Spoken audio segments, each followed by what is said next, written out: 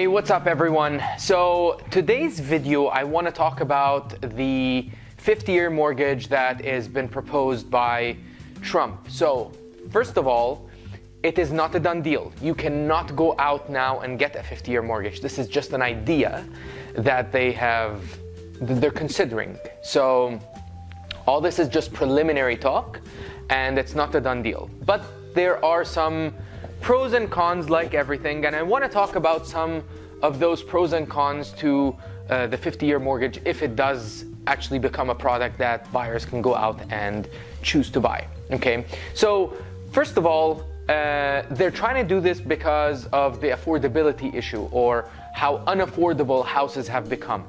And yes, it will help with affordability. When we look at the numbers and we dive into the numbers, it's not as much as you'd probably think it saves, but it still helps. So it will affect affordability. It will allow more people to be able to buy more. So it's going to supposedly increase demand.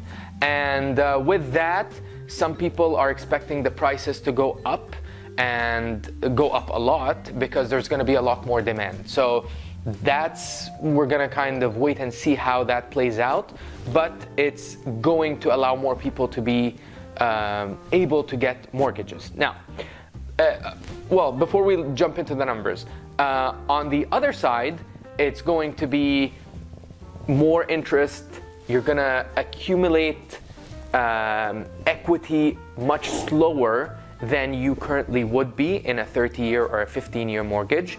So that's the cons of, and you're going to be paying for 50 years. So if the average age now of a buyer is 35 or 40, they're going to be paying this mortgage off until they're 90, which is insane if they keep it that long, but that's what essentially it means. So let's look at the numbers and what they actually mean.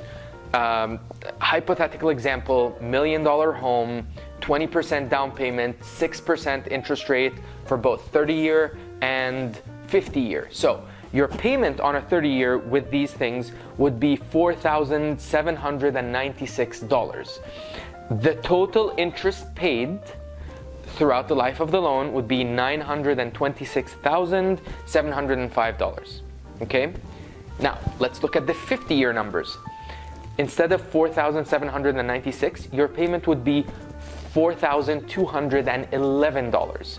So you're saving $585, just under $600 a month. Significant saving. It's not nothing, but it's not like the end of the world. Okay? Now, how much interest do you pay on a 50-year loan? $1,726,743. That means you're paying $800,000 more interest on a 50-year loan than a 30-year loan, which is insane. So if this does become a product, if this does actually become a thing that people can go out and buy, do I recommend it? No. Would I recommend it if that's the only way someone could buy a home and their only other option is to remain a renter for the rest of their life? Yes.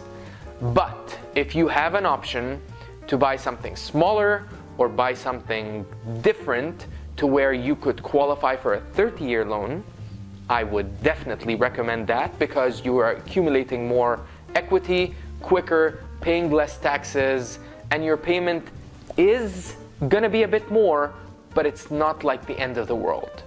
So waiting to be seen what's going to happen, but that's my take on 30-year versus 50-year mortgage.